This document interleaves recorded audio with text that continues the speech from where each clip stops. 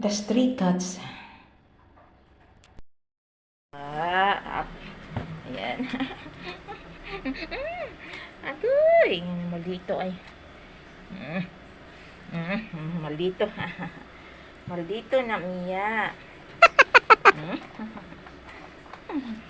Ano mo na maldito man na ay? Ano mo na maldito? Mamaya ka na didir, mamaya na didir ha. Mamaya na ha. Mamaya na. Magpakain pa ko ng mga stray cats. Ano na didir. Kawawa ang mga stray cats, kawawa man. Okay. Okay. Saan punta? Huwag ka magyabag-yabag niya ha. Diyan ka ha. Huwag yabag-yabag. Bukod kay Mia Tatando, magpakain akong stray cats. Nagdala akong pagkain sa labas para pakain sa kanila. Kawawa kasi, walang magpakain sa kanila. Kawawa. Dito na ako sa labas. Nandito na sila oh. Naghintay sa akin. Palagi talaga itong maghintay sa akin.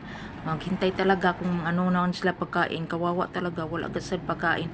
Walang magbigay. Ako talaga ang magbigay sa kanila. Kawawa. Gutom na gutom talaga. Nawawa talaga ako. Marami to sila. Nag-aabit ng 20 pero ang iba na wala. Tapos ang iba na sagasaan.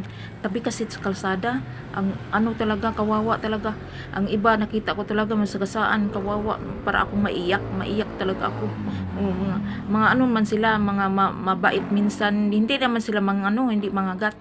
Hindi katulad sa ibang mayroon din mga ano, di ba, pusa ng mga gat, mga stray cats. Pero hindi ito sila.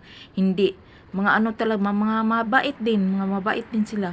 Minsan ano, yung mag-aabang sila sa akin kung kailan ako maglabas kasi gutom na gutom sila, kawawa nga eh.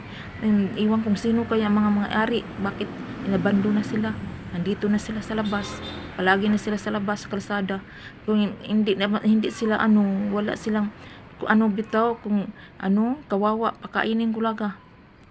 Okay, thank you for watching. Sa susunod, videohan ko sila. Pagkain pala, mga bahaw o mga kutong ang pinapakain ko sa kanila. Mga kutong, lagyan ko lang mga tubig. Ang mga kutong, yung lalambot.